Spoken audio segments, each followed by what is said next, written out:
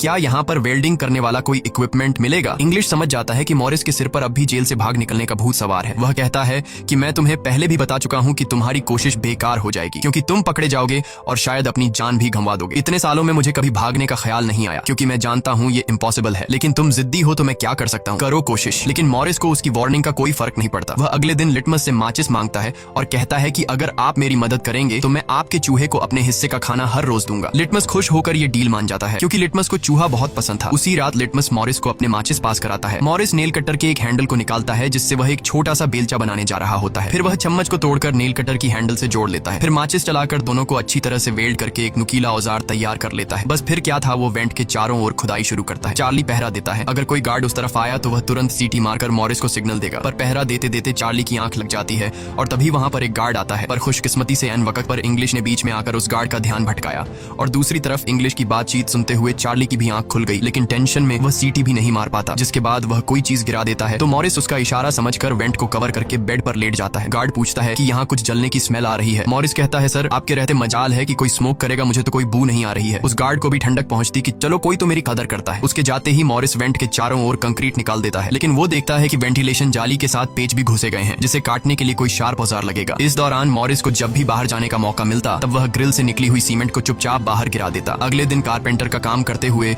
वह एक मेटल उठा लेता है जो चाकू की तरह शार्प है, लेकिन चार्ली उसे कहता है कि मेटल डिटेक्टर से बचकर तुम्हें इसे बाहर कैसे लेके जाओगे। मॉरिस बहुत ही कॉन्फिडेंस से कहता है कि वो सब मैं देख लूंगा। जब मॉरिस बाहर जाता है तो दरवाजे पर मेटल डिटेक्टर बजने लगता है। दरअसल मॉरिस मेटल को हाथ में उठा लाया था। गार्ड पूछता है कि ये क्यों लेके जा रहे हो? मॉरिस कहता है, सर वो मैंने सोचा कि कपड़े टांगने के लिए इसे यूज करूंगा। गार्ड कहता है, ज्यादा होशियार मत बनो और वो मुझे दे दो। ये कहकर गार्ड वो मेटल उससे ले लेता है और मॉरिस को पूरी तरह चेक करके जाने देता है, लेकिन अपना हीरो तो हीरो है। दरअसल उसने दो मेटल चुराए थे, एक हाथ में लाया था और दूसरा शूज में छुपा के रखा हुआ था। उस शार्प मेटल से वह ग्रिल को काट लेता है। अब बारी आती है गार्ड्स को चकमा देने के लिए नकली सिर बनाने का, जिसके लिए ये चारों अपनी जिम्मेदारी का काम करते हैं। चार्ली गार्ड से थोड़ा पेंट मंगवाता है। वो गार्ड से कहता है कि मुझे आर्ट बनाने का शौक है। गार्ड भी इनकार नहीं करता और पेंट उसको ला कर दे देता है। मॉरिस उस होल से निकाले गए कंक्रीट को पीसकर एक पाउडर बनाता है। जॉन नाई की दुकान से बाल इकट्ठा करके लाता है और क्लैरेंस लाइब्रेरी से पुरानी किताबें इकट्ठा कर लेता है। सारा सामान इकट्ठा होने के बाद मॉरिस पानी और पुराने मैगजीन का इस्तेमाल करके एक डमी सिर बनाने लगता है, जिसके ऊपर पेंट और नकली बाल लगाकर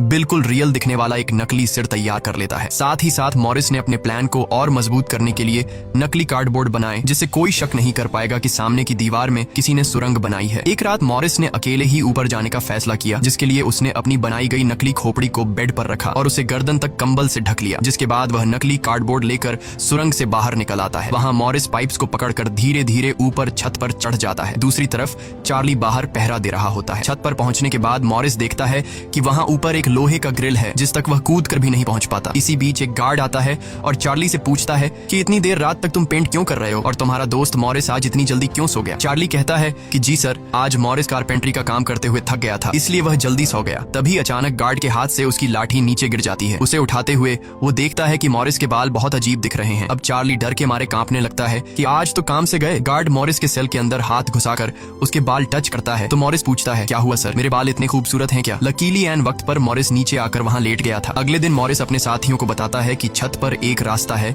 लेकिन उसे एक ग्रिल से बांध के रखा हुआ है और वह ग्रिल बहुत ऊंचाई पर है। मुझे एक और साथी की मदद चाहिए। तब जॉन कहता है कि मैंने अपना वेंट पूरी तरह खोद दिया है, आज रात मैं भी वहां पहुंच जाऊंगा, दोनों मिलकर ग्रिल को खोलेंगे। उसी रात मॉरिस और जॉन अपने वेंट्स के जरिए छत पर पहुंच जाते हैं। जॉन मॉरिस को उठाता है और मॉरिस ग्रिल को पकड़ लेता है। जॉन देखता है कि यह लोहे का ग्रिल बहुत ही मजबूत है और उसे पूरी तरह से वेल्ड किया गया है। उसे निकालने का एक ही रास्ता है और वह है इसे ड्रिल मशीन से काटना। अगले दिन म्यूजिक क्लास में सभी अपनी अपनी मर्जी का इंस्ट्रूमेंट बजा रहे होते हैं। तभी मॉरिस की नजर वहां रखे एक छोटे से पंखे पर पड़ती है, जिसे देखकर मॉरिस को लगता है कि वह इस पर काम करके एक ड्रिल मशीन बना सकता है, जिसके लिए वह चार्ली से कहता है कि तुम किसी तरह करके इस पंखे को यहाँ से छुपा लो। चार्ली बड़ी आसानी से इस छोटे से पंखे को अपने इंस्ट्रूमेंट बॉक्स में छुपाकर रख देता है। जब चार्ली बाहर आता है तो गार्ड्स उसके इंस्ट्रूमेंट बॉक्स को चेक भी करते हैं, लेकिन उन्हें पंखा नहीं नजर आता और चार्ली को जाने दिया जाता है। वह पंखा जैसे ही मॉरिस के हाथ लगता है तो मॉरिस उस पर काम करना शुरू कर देता है और कई घंटों बाद मॉरिस उस पंखे से एक ड्रिल मशीन तैयार कर लेता है। उस रात मॉरिस और चार्ली छत पर चढ़कर उस लोहे की रोड को ड्रिल मशीन से काटने लग जाते हैं। ड्रिल मशीन की आवाज काफी तेज थी,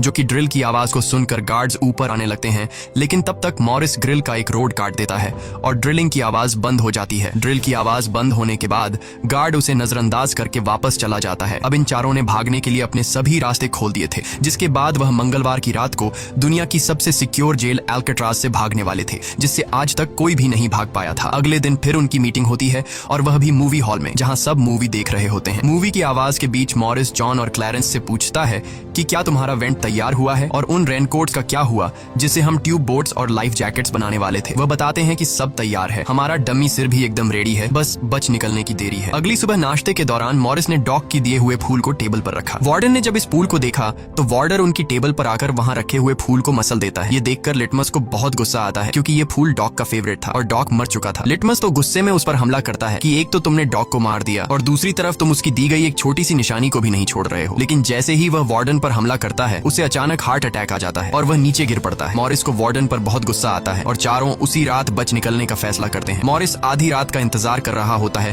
ताकि गार्ड्स का पहरा जरा कमजोर हो जाए तो हम आसानी से बच निकल पाएंगे। तभी मॉरिस के सेल में इंग्लिश उसे कुछ बुक्स देता है, तो मॉरिस कहता है कि आखिरी बार तुमसे हाथ मिलाना चाहता हूँ। इंग्लिश समझ जाता है कि मॉरिस ने यहाँ से बचने का पक्का प्लान बना लिया है। वह चुपचाप यहाँ से चला जाता है, लेकिन फिर जो होता है वह मॉरिस ने बिल्कुल भी नहीं सोचा था। वार्डन अचानक उसके सेल को चेक करने आता है, जैसे वार्डन को किसी ने उसके प्लान के बारे में बता दिया हो। मॉरिस बहुत ज्यादा घबरा जाता है, क्योंकि इतने महीनों की मेहनत के बाद उसकी मेहनत पर पानी फिरने वाला था। वार्डन ने मॉरिस के सेल के हर एक कोने को चेक करने का हुक्म दिया। गार्ड मॉरिस के सेल की हर एक चीज को चेक करता है, लेकिन मॉरिस कोई आम कैदी नहीं था कि उसने कोई छोटा मोटा प्लान बनाया था, बल्कि उसने एकदम साफ और परफेक्ट प्लान बनाया था, जिसे वार्डन तो क्या बल्कि वार्डन का दादा भी नहीं पकड़ सकता था। यहाँ तक कि गार्ड ने जब खास उस जगह से सूटकेस हटाया जहां मॉरिस ने सुरंग करके भागने का रास्ता बनाया था, तो वहां भी मॉरिस नहीं पकड़ा गया, क्योंकि उसने पहले से ही एक नकली कार्डबोर्ड बनाकर दीवार में बिल्कुल बारीकी से फिट कर लिया था। जब वहां कुछ नहीं मिलता तो वार्डन और गार्ड चले जाते हैं, लेकिन गार्ड बताता है कि मॉरिस और चार्ली रात भर बातें करते रहते हैं, मुझे तो दाल में कुछ काला लग रहा है। वार्डन कहता है ठीक है, कल तुम मॉरिस का सेल चेंज कर दो, जिससे वो दोनों न साथ रहेंगे और न ही बात कर पाएंगे। अगले दिन ब्रेकफास्ट के टाइम पर वुल्फ मॉरिस को फिर धमकाता है और मॉरिस से कहता है कि आज रात तुम्हारी आखिरी रात होगी। मॉरिस अपने साथियों से कहता है कि यह गधा ठीक कह रहा है, आज रात यहाँ मेरी आखिरी रात ही होगी। लेकिन दोपहर को ही वुल्फ मॉरिस पर चाकू से वार करने जाता है, तभी इंग्लिश बीच में आकर वुल्फ को पकड़ लेता है। दरअसल इंग्लिश भी मॉरिस की मदद करना चाहता है, वह कामयाब हो या ना हो, लेकिन इंग्लिश मॉरिस के काम में मदद करना चाहता है। उस रात मॉरिस, जॉन, क्लैरेंस और चार्ली ने अपने अपने वेंट के रास्ते से निकलकर ऊपर छत पर मिलने का फैसला किया। यहाँ तो चार्ली अपने साथियों के साथ भागने के लिए राजी हो जाता है, लेकिन फिर जैसे ही वह सेल में पहुंचता है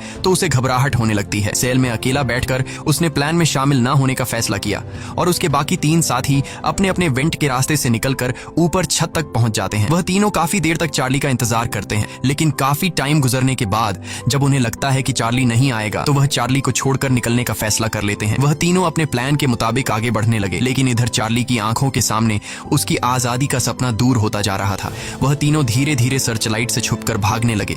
इस तरह से वह छुप छुप कर बिल्डिंग के एंड पर पहुंच जाते हैं। तभी सेल में बैठे चार्ली के दिल में जोश आता है और वह भी भागने का इरादा कर लेता है। वह अपने वेंट के रास्ते से निकलकर ऊपर छत तक पहुंच जाता है, लेकिन अब बहुत देर हो चुकी थी, क्योंकि वह अकेला वहां ऊपर के उस दरवाजे तक नहीं पहुंच पा रहा था। यानी उसने अपनी आजादी का मौका डर की वजह से गंवा दिया। दूसरी तरफ वह तीनों छत पर पाइप से लटक कर नीचे जमीन पर आ जाते हैं और टावर में बैठे सिक्योरिटी गार्ड की नजरों से बचते हुए जेल की आखिरी दीवार तक पहुंच जाते हैं। और फिर वह तीनों बारी बारी उस फेंस की दीवार पर चढ़कर जेल से बाहर निकल आते हैं। अब वह तीनों तेजी से दौड़ते हुए समंदर के किनारे आ गए। फिर वह तीनों रेनकोट को निकालकर उसमें मुंह के जरिए हवा भरने लग जाते हैं। मुंह से भरने में उन्हें काफी टाइम लग रहा था, लेकिन इसके अलावा उनके पास कोई दूसरा रास्ता नहीं था। इसीलिए वह तीनों अपनी पूरी जान लगाकर जैसे तैसे करके रेनकोट से बनी ट्यूब बोट को आखिरकार फुला देते हैं और बोट को पानी में डाल देते हैं। इस तरह से यह तीनों अल्काट्राज के रुतबे को मट्टी में मिलाते हुए भाग जाते हैं। अगली सुबह एक गार्ड हर सेल को चेक कर रहा होता है। शुरुआत में गार्ड को सब कुछ नॉर्मल दिखाई देता है, लेकिन जब वो चार्ली के पास पहुंचते हैं तो चार्ली अपने सेल में भूत की तरह खड़ा होता है और दिल ही दिल में खुद को ताने दे रहा होता है कि काश कल रात को थोड़ा सा हिम्मत जुटा लेता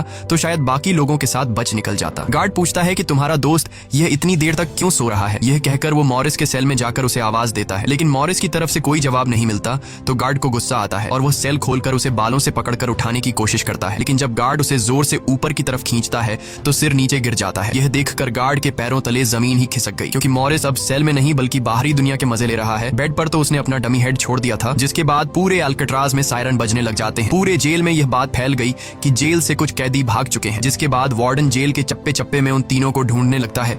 जब वो तीनों जेल के अंदर नहीं मिलते तो वार्डन समुद्र में एक सर्च ऑपरेशन चलाता है। वार्डन को यकीन नहीं होता कि वो तीनों बच निकल गए। उसे लगता है कि जरूर तीनों पानी में मरे होंगे, पर अंदर ही अंदर वार्डन जानता था कि वो तीनों बहुत ही स्ट्रांग थे। उन तीनों ने समुद्र के पानी को पार करके अब आजादी का सांस ले रहे होंगे। वार्डन से हेडक्वार्टर के अफसर सवाल पे सवाल उठा रहे होते हैं, तुम क्या सो रहे थे जब वो तीनों बच निकले? वार्डन बहुत ही टेंशन में होता है, लेकिन तभी वहाँ पर वार्डन को डॉग का वही फेवरेट फूल मिलता है। इसका मतलब ये था कि मॉरिस वार्डन से डॉग का बदला भी लेना चाहता था। तब सर्च टीम का हेड आकर बताता है कि सर, हर तरफ सर्च हो चुका है, लेकिन उनकी बॉडीज नहीं मिली। अब वार्डन अपनी नौकरी और खुद की इमेज बचाने के लिए उसे कहता है कि जैसा मैं कहता हूँ वैसे रिपोर्ट लिखो कि उन तीनों ने बचने की कोशिश की, लेकिन वो तीनों पानी में डूबकर मर गए। लेकिन वॉल्टन की इस बात पर किसी को भी भरोसा नहीं हुआ, जिसके बाद मॉरिस अल्काट्राज जेल तोड़ने से पूरी दुनिया में जीनियस के नाम से मशहूर हुआ। इस घटना के 1 साल के बाद अल्काट्राज जेल को बंद कर दिया गया, क्योंकि अब इसकी कोई गारंटी नहीं थी कि यहाँ से कोई बच नहीं सकता। इस तरह से सच्ची कहानी पर बनाई गई ये फिल्म खत्म हो जाती है।